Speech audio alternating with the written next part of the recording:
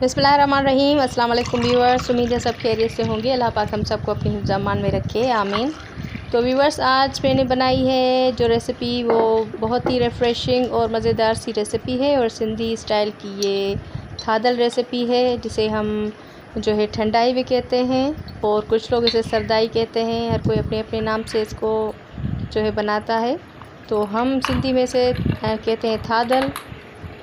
तो किन किन इंग्रेडिएंट्स से ये बनती है और कैसे बनती है, तो आज हमारे वीडियो में आप देखिएगा कि सिंधी स्टाइल थादल हम कैसे बनाते हैं। तो गर्मियों के मौसम में बहुत ही रिफ़्रेशिंग ये थादल होती है और इसमें जो इंग्रेडिएंट्स यूज़ होते हैं वो भी काफ़ी जो गर्मियों के हिसाब से फ़ायदेमंद हैं और उनके क्या क्या फ़ायदे हैं वो मैं आप लोगों को आज बताऊँगी। तो प्लीज़ स्टे कनेक्टेड, एंड तक ज़रूर देखिएगा।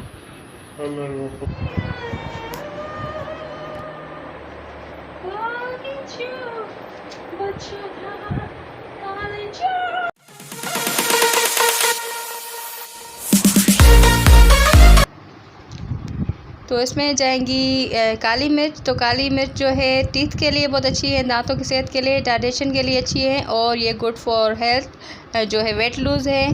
तो वेट लूज़ के लिए काली मिर्च यूज़ की जाती है।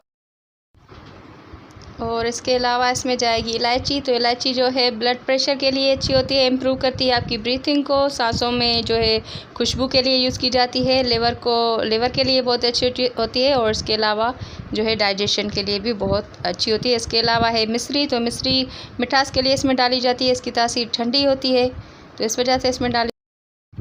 और इसके अलावा इसमें जाएंगे बादाम।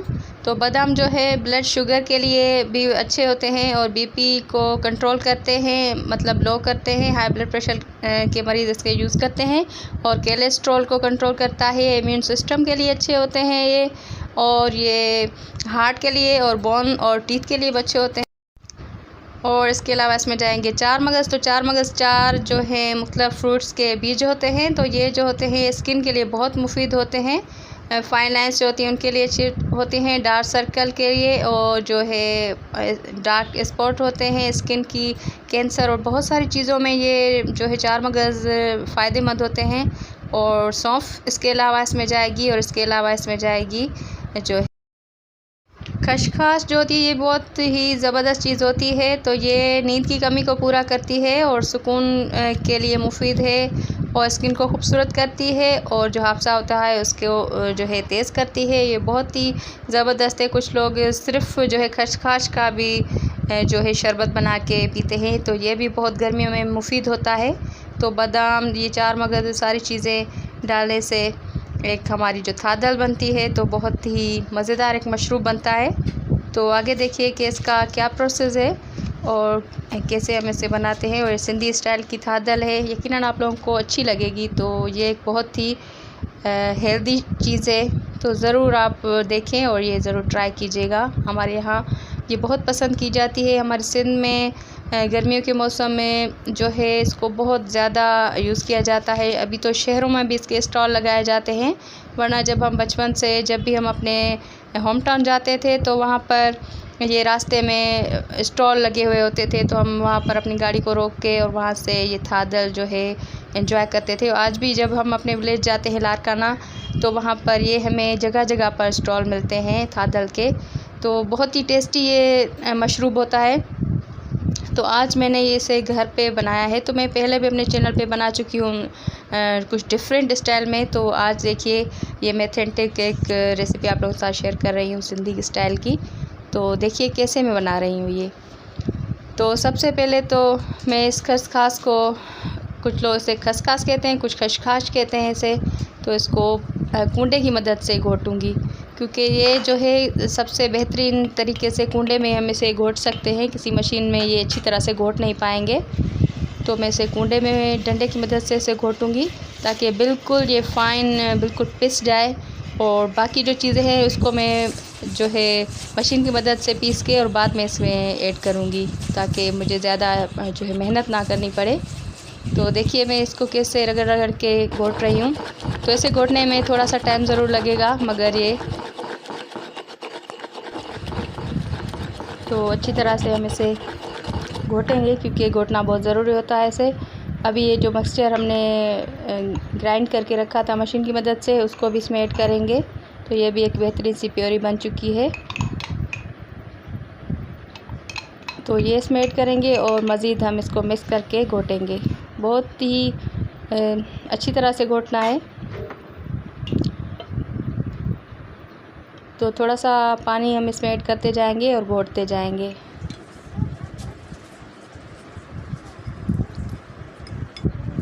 तो ये जो मशरूब है ठंडक में इतना अच्छा लगता है, आपको गर्मियों में ठंडक का एहसास, और इसमें जो काली मिर्च का हल्का सा एक टेस्ट आता है और खुशबू, इलायची की खुशबू, और ये सारी चीज़ें बहुत ही ज़बरदस्त। अगर आप बहुत प्यास लगी है और आप कहीं से आ रहे हैं तो बहुत ही मज़े की ये थादल लगती है।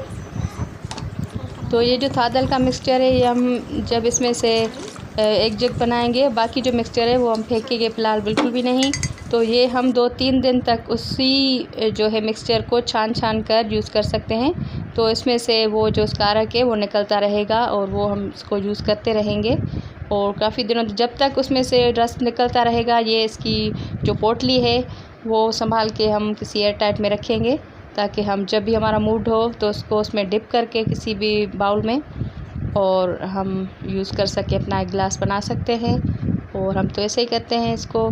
ये जो पोटली मैं बना रही हूँ, इसमें से जितना हम अभी निकालेंगे, बाकी जो है इस पोटली को ऐसे ही रखूँगी और फिर यही प्रोसेस करके इसको मैं कल भी यूज़ कर सकती हूँ, परसों भी। तो जब तक इसमें से ये इसका मिक्सचर निकल रहा हो तो हम इसमें पानी में डिप करके और इसको इस्तेमाल कर सकते हैं। तो देखिए मिल्क की तरह इसमें से कितना अच्छा इसका जो रखे निकल रहा है। तो अभी इसमें हम पानी ऐड करेंगे थोड़ा सा, जितना हमें चाहिए, और ये पोटली हम संभाल के रखेंगे कल के लिए, ढक के कहीं फ्रिज में रखेंगे।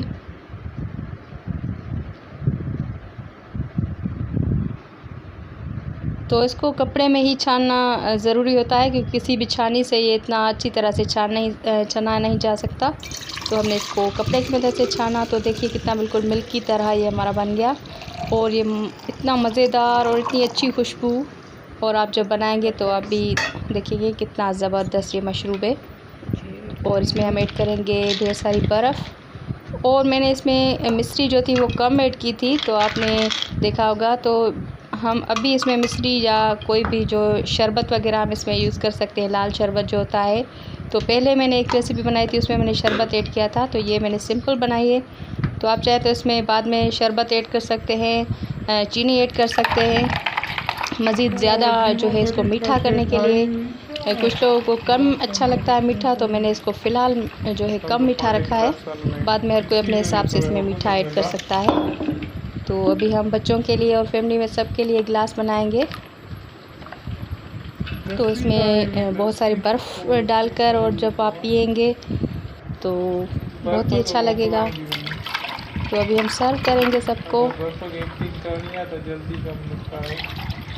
तो ये वाली जो रेसिपी आप लोगों को कैसी लगी, यकीनन अच्छी लगी होगी। तो लाइक और शेयर ज़रूर कीजिएगा और कमेंट में ज़रूर बताइएगा कैसी लगी। और अगर आप हमारे चैनल पर न्यू हैं तो चैनल को सब्सक्राइब करना बिल्कुल ना भूलिएगा, और बेल को प्रेस करना तो बिल्कुल ना भूलिएगा, क्योंकि बेल को जो है प्रेस करना ज़रूरी होता है। क्योंकि अगर आप बेल को नहीं प्रेस करेंगे तो हमारी जो नोटिफिकेशन होगी रेसिपी की आप तक कैसे आएगी। तो बेल को ज़रूर प्रेस कीजिएगा। और ये वाली जो मशरूब है ज़रूर घर पे ट्राई कीजिएगा और अपनी फैमिली को पिलाइएगा गर्मियों में। और हमें अपनी दुआओं में याद रखिएगा। अपना और अपनों का बहुत सारा ख्याल रखिएगा। Thank you for watching. अल्लाह हाफ़िज़।